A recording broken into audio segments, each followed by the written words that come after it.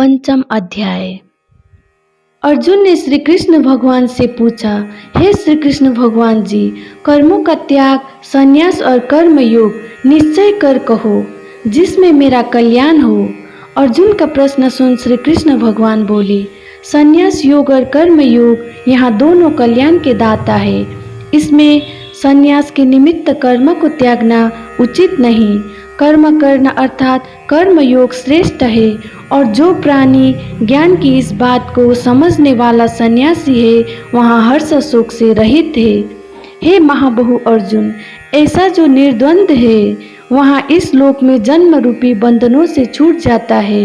हे अर्जुन, संख्य और कर्म योग को अलग अलग बताने वाला अज्ञानी है। योग अर्थात मेरा ज्ञान, गोष्ठ कथा वार्ता करना यहाँ एक ही है, और इन दोनों का फल भी एक ही है। मेरे परम स्थान को जैसे संख्या योगी पाता है, कर्म योगी को भी वही परम धाम प्राप्त होता है। जिन्होंने संख्या योग व कर्म योग को एक ही जाना है, उन्होंने यथार्थ जाना है। हे अर्जुन, संसार के सभी कर्म को देह और मन से त्यागने का नाम संन्यास है।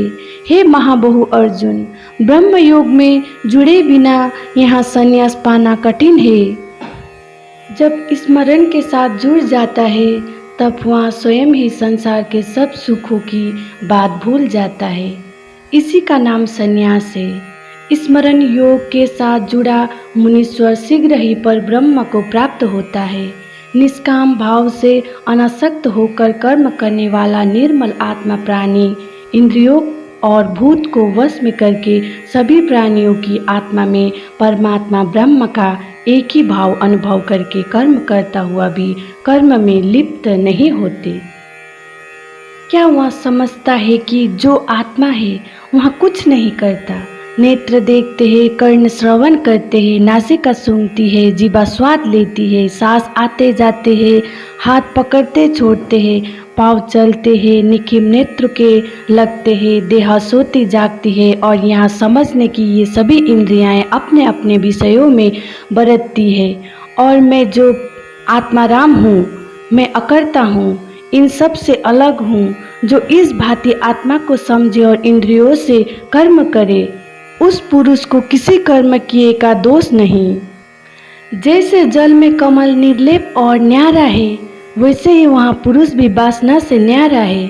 हे अर्जुन, जो योगीश्वर पुरुष है सो देह मन और इंद्रियों से सत्य कर्म जो स्नान आदि है सो करते हैं और फल की इच्छा भी नहीं करते, वो निश्चल शांति पाते हैं।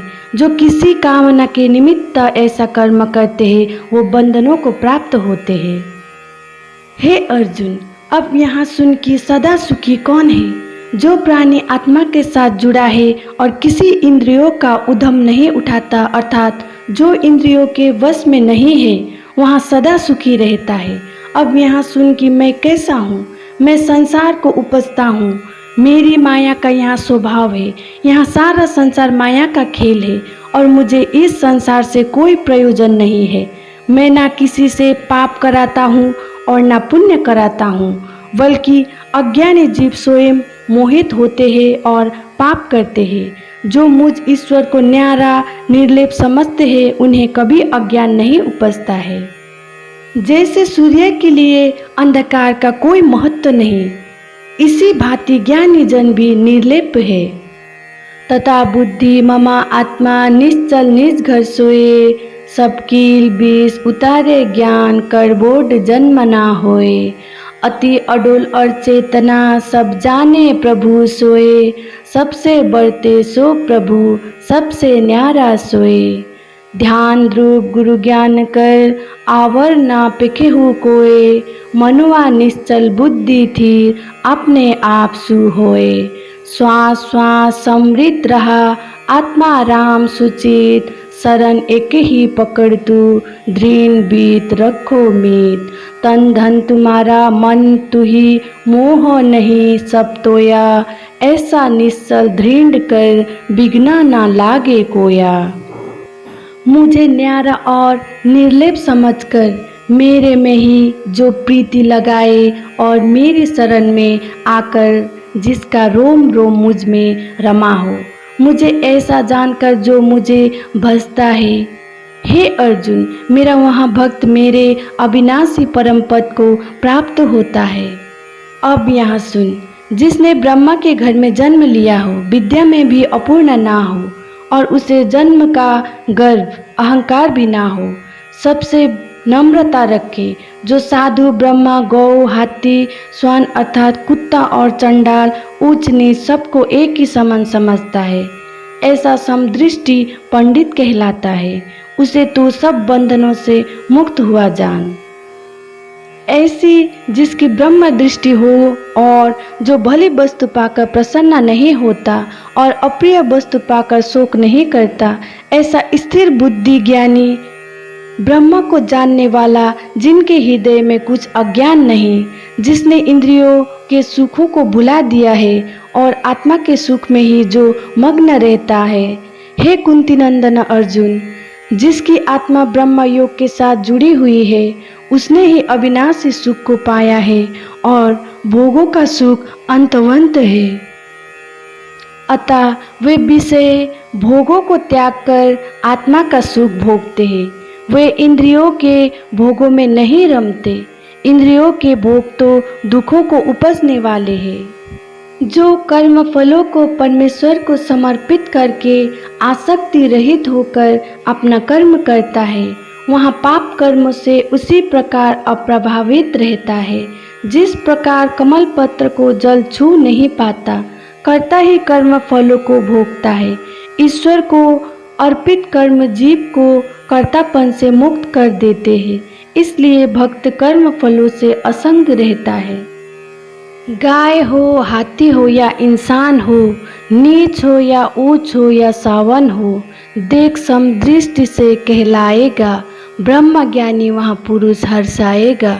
रहता है जो लीन ईश्वर जात में, याद करता है उसे हर बात में, ब्रह्मा के ही रूप में मिल जाएगा और वहाँ निर्वाण पद भी पाएगा। अब जिनका आगे जन्म नहीं उसकी बात सुन। जैसे बटलोई पतीले से चावल एक दाना निकाल कर देखते हैं कि एक दाना गल गया होगा, तो सभी दाने गल गए होंगे, और एक कच्चा है तो सभी दाने कच्चे हैं। इसी प्रकार जिस ज्ञानी को काम क्रोध नहीं उपजता, तिसका फिर जन्म नहीं। जिसने काम क्रोध दोनों शत्रु जीत लिए हैं, तिसने ही योग की युक्ति जानी है, और वही मनुष्य संसार में सुखी है।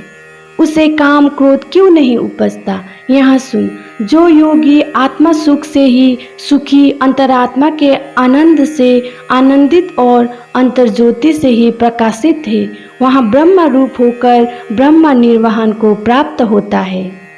सो आत्मा ब्रह्म निर्वाण सुख को प्राप्त हुआ है, जिसके पाप मिट गए हैं और दूसरी दृष्टि 30 पुरुष की दूर हुई, सो ब्रह्मदर्शी हुआ है और उसकी प्रीति सब भूत प्राणियों के कल्याण में है और शीतल स्वभाव है। काम क्रोध उसे नहीं व्यापते, वहाँ ज्योति स्वरूप ब्रह्म निर्वाण सुख में मगन हुआ है। अब जो देह साथ होते ही मुक्ति रूप है, तिनकी बात सुन।